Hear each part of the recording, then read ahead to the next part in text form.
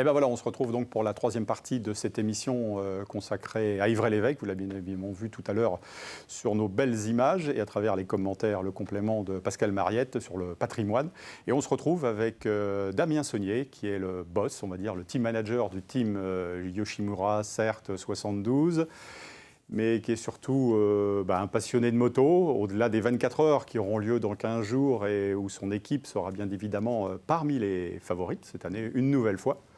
On voulait mieux vous connaître, Damien. Bonsoir déjà. Bonjour Bruno, bonsoir, et bonsoir tout le monde. Alors, je dis team manager, mais vous êtes aussi prof, toujours, au lycée Le Mans-Sud peut-être ?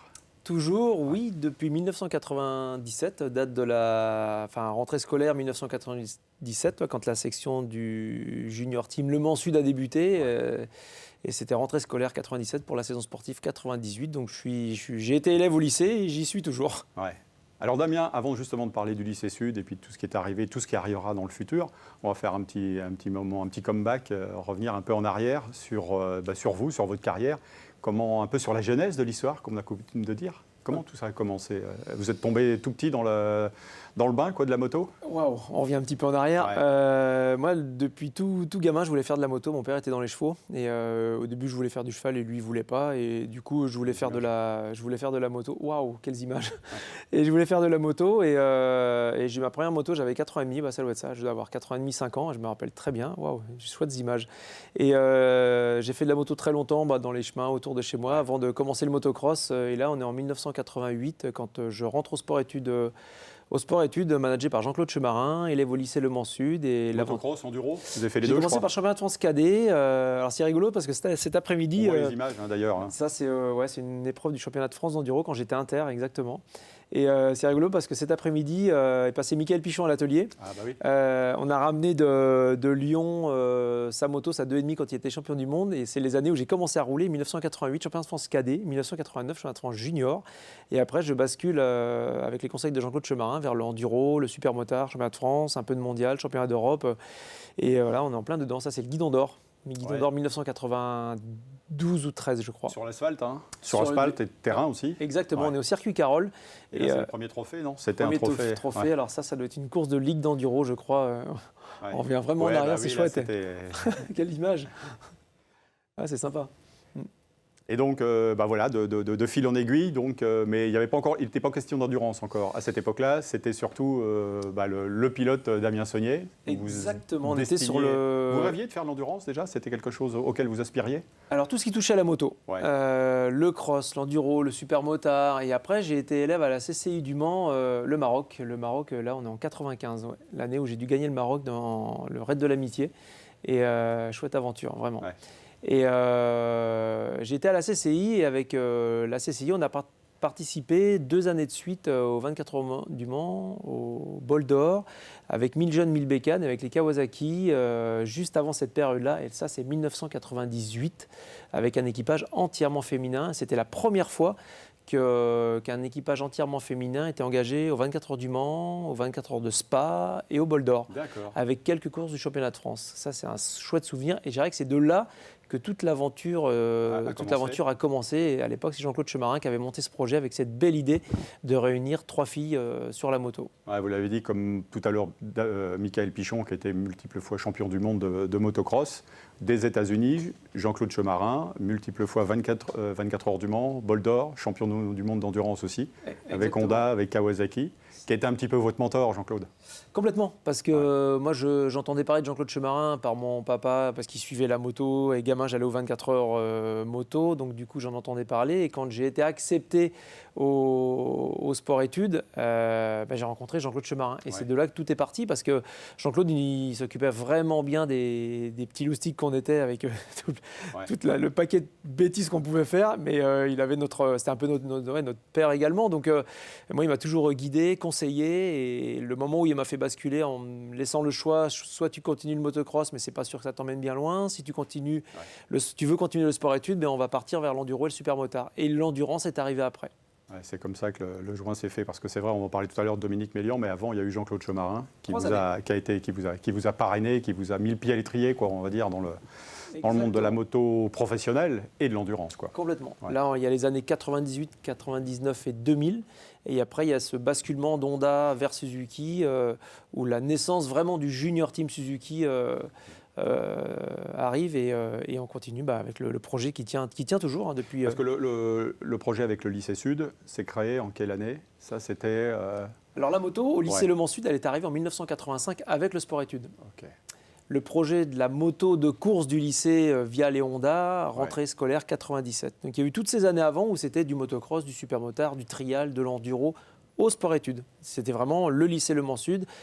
Établissement extrascolaire, sport-études, foot, tennis, karaté, squash, moto. L'autosport académique existait déjà. Avant, c'était la filière ELF. En 93, la naissance. En 93, exactement. Et 4 ans après, la naissance de la section moto de compétition. C'était quand même un sacré défi de vouloir intégrer comme ça une section moto dans un lycée généraliste, avec toutes les valeurs qu'on connaît bien évidemment, mais aussi toutes les craintes qu'on peut avoir en se disant quoi, des motards, il va y avoir un cursus scolaire. Certes, ce sont peut-être des apprentis pilotes, mais à côté de ça, il faut aussi qu'ils bossent à l'école. Complètement. On était bien briefés quand même, il fallait quand même qu'on travaille à l'école. Mais je dirais qu'à l'époque, c'était un peu une idée complètement farfelue parce que partir avec un établissement scolaire, mettre une section de compétition auto en place avec des pilotes qui montent dans la voiture, des pilotes moto qui montent sur les motos, qui font de la course, tout le danger qu'il y a avec, etc. Je ne vais pas dire que si c'était à refaire maintenant, ce serait compliqué de le faire, mais il fallait quand même être sacrément motivé avec toute la rage qu'il fallait avoir pour mettre ces sections en place et qui perdurent. Oui, bien sûr. Là, on le voit à l'image, ce sont donc des apprentis, des stagiaires ou des futurs mécaniciens professionnels et qui bossent sur des motos. On rappelle aussi que vous êtes installé depuis quelques années dans le Technoparc des 24 heures maintenant, tout au bout dans des locaux, on ne va pas dire spacieux, mais confortables pour travailler, quoi, que ce soit l'équipe professionnelle du CERT ou l'équipe professionnelle aussi, mais du Junior Team. Exactement. Alors là, les images que l'on voit, c'est sur l'ancien bâtiment, à savoir que quand la section a démarré, 97, on était dans les locaux de la filière ELF, ce qui est maintenant l'Autosport Academy, pendant 3 années. Après, on a été pendant 9 ans dans le bâtiment avec Luc Alphand, au Technoparc des 24 heures, aussi, toujours. Avant que Luc Alphand ait son accident, on était dans ces locaux-là. Et quand il a eu son accident, il a fallu qu'on trouve une solution. Et on a été anciennement en face chez Pescarolo Sport, à côté d'Automotive, dans le Technoparc toujours. Et on y a été 9 ans. Et quand il y a eu la reprise du CERT, quand Dominique Mélian a pris sa retraite, donc avec Jean-François Simon, mon associé, on a instauré l'ancien bâtiment de l'IAM, où on a pu mettre dans ce bâtiment les 2 structures, et qui est une aile du bâtiment dédiée au Junior Team Le Mans Sud Suzuki et une aile du bâtiment dédiée au CERT. Donc là, c'est vraiment ce qu'on pouvait espérer de mieux, d'avoir les 2 structures dans le même bâtiment, et en termes de formation, d'insertion, de motivation pour les jeunes et tout, là, il y a un vrai panel de compétences entre les personnes du CERT qui ont une expérience fantastique et la jeunesse avec ces jeunes titulaires d'un BTS mécanique moto qui vient forcément compléter la formation des jeunes. Quelle est la vocation, justement? Alors, vous formez les jeunes au métier de la mécanique. Combien de candidats, combien d'élus à la rentrée? Alors, on reçoit entre 50, 60, 70 dossiers fonction des années. On sélectionne 20, 25, mais 30 dossiers maximum. Sur ces 30 dossiers, on les fera venir au Technoparc. On fait un entretien et suite à l'entretien, il en reste 10. Et donc, ces gens-là passent un bac, passent un BTS? Alors, ces gens-là, avant de venir au Junior Team, ont déjà un bac moto, un BTS mécanique moto. Et le but de cette formation, c'est bien de les former, de les préparer au métier de la course moto, avec tout ce que ça comprend, toute la polyvalence que ça comprend, en leur laissant un maximum d'autonomie et de plus en plus pour que ces jeunes sortant de la formation puissent intégrer des teams pro en motocross, dans le jet ski, sur les rails africains, en MotoGP. Ils passent combien de temps chez vous? 2 ans, 3 ans? 1 an. 1 an seulement? Ah oui, c'est 1 an Les seulement. jeunes arrivent 15 jours avant les vacances de la Toussaint. On cumule les anciens et les nouveaux élèves pour faire une belle passation. Et après les vacances de la Toussaint, les anciens sont repartis de la structure et donc travaillés. Et on a les nouveaux qu'on aura jusqu'aux vacances de la Toussaint l'année d'après. Ça veut dire que ces personnes, au bout d'1 an, elles peuvent s'installer, ouvrir une concession moto ou faire partie d'un team en MotoGP peut-être? C'est ça l'idée. L'idée, c'est que ces jeunes, après la formation du junior, puissent intégrer des teams en MotoGP, en motocross, sur le championnat du monde. L'année dernière, cette année, il y en avait qui étaient au Dakar. Ça, c'est vraiment l'idée de base. Maintenant, il y en a il y a des élèves qui vont partir du système de la compétition vraiment en tant que mécano de course, mais qui vont s'installer auto-entrepreneur, préparateur de moto, prestataire de services pour des marques. Ça peut être Öhlins, ça peut être des marques moteurs, de l'électronique, du châssis, etc. Et c'est là où l'intérêt et l'idée du junior, c'est de rendre les jeunes le plus polyvalent possible. C'est vraiment le cœur de la formation. Il y a l'idée de la compétition, bien évidemment, de la formation, mais avant tout, vous prenez la convivialité. On le sait, le CERT, sous l'ère notamment de Dominique Mélian, on sait, vos parents participaient d'ailleurs, parmi tous les bénévoles, à l'activité, à on va dire, ce climat vivifiant qui régnait dans les paddocks d'endurance. J'allais dire chouette clin d'œil par rapport à mes parents, mais oui, exactement. Mes parents m'ont suivi depuis que je faisais de la course et me suivaient encore sur l'aventure du junior. Et il y avait vraiment, je le dis souvent, il y a l'aventure sportive, mais il y a l'aventure humaine qui emmène l'endurance, qui accompagne le junior également. Donc on mise vraiment fort sur le côté humain, tout ce qui peut régner dans la structure. On passe énormément de temps ensemble. On dort dans la semi ensemble, on se déplace ensemble, on mange ensemble. L'année, on va la passer vraiment d'une façon très intense à vivre ensemble tous les jours. Donc, il faut quand même qu'on passe de belles journées. Vous avez, on peut dire que l'équipe a tourné la page, que Dominique Mélian, le fondateur et celui qui a permis au CERT de devenir ce qu'il est, vous avez pris sa succession. Dominique est toujours dans les parages. Mais c'est un gros team maintenant, puisque vous faites partie des principaux du championnat du monde d'endurance et a fortiori des 24 heures.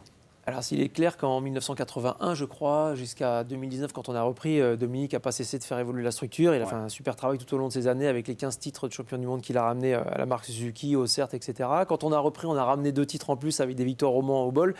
Je dirais qu'on a réussi à continuer cette belle aventure. Il avait créé une équipe fantastique avec des rapports humains qui étaient exceptionnels. On voit l'image avec vous. Et exactement, ça doit être une victoire en stock pour le junior et au scratch pour le CERT. Je pense Le Mans ou le Bol, j'arrive pas à retrouver un semblant d'image. Je pense que c'est Le Mans. Donc je pense que ça doit être un 2009 ou 10 quand on gagne en stock et eux au scratch. Mais c'est vrai que l'idée, c'était vraiment de continuer cette aventure et on a réussi à recréer une dynamique. Alors, il y a eu le départ en retraite du chef, de Dominique. Il y a eu le départ en retraite de Petit Polo l'année dernière. Donc, on a l'histoire du CERT, là, vraiment telle qu'elle avait été créée dans les années 80. Il y a un moment, les gens prennent la retraite, forcément, en fin d'activité.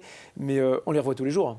Polo, je l'ai eu ce matin par texto. J'ai eu Dominique est passé à l'atelier. Donc, l'esprit est resté, quoi. Si ces gens-là sont restés en contact, justement, avec vous, c'est aussi parce que, ils flottent toujours... Une bonne ambiance. Complètement. Et dans tous les cas, avec Jean-François, l'idée, c'est de continuer dans cet esprit-là. Et je ne me vois pas refermer le livre, certes, tel qu'il avait été écrit avant. On a tourné une page forcément avec les nouvelles personnes et la continuité de cette structure. Mais il était hors de question de changer dans notre esprit. On était vraiment dans l'idée de continuer dans le même état d'esprit. Parce que malgré tout, comme je disais, on passe tellement de temps ensemble. On a vu que ça a globalement marché quand même, tout ce qui a été fait pendant toutes ces années. Je pense que ça n'aurait pas été une bonne idée de se dire on va faire différemment, on a de nouvelles idées et tout. Si on en a de nouvelles, il va falloir y aller tranquillement. Mais comment on continue qu'on puisse continuer dans cet esprit? Dernière question, Damien. On est à 2 semaines de la grande épreuve, du début de la saison. Qu'est-ce qu'on peut vous souhaiter alors pour les 24 heures et puis la saison qui vient, qui s'annonce?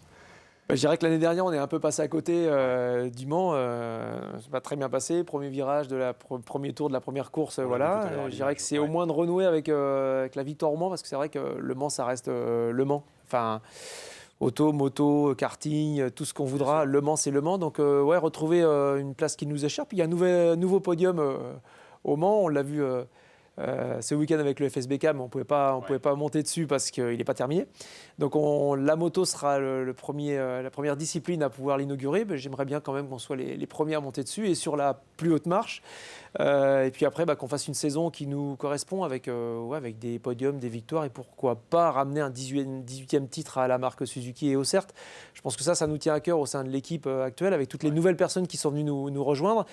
Et puis aussi les Japonais, l'équipe Yoshimura qui s'investit énormément. Là, les Japonais sont avec nous depuis maintenant 3 semaines. Ils vont rester jusqu'au 25 avril après les 24 heures moto.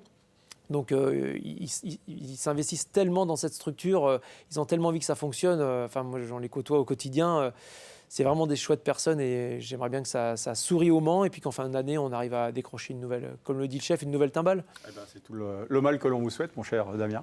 C'est gentil. Merci d'être venu. Merci. On se donne rendez-vous dans 2 semaines pour une grande édition des 24 heures moto. Merci. Début des hostilités, lundi avec l'installation. OK. Quant à nous, voilà, l'émission se termine. On se retrouve dans 1 semaine du côté du Grand Lucé. Merci de nous avoir suivis. Bonne fin de soirée. Au revoir.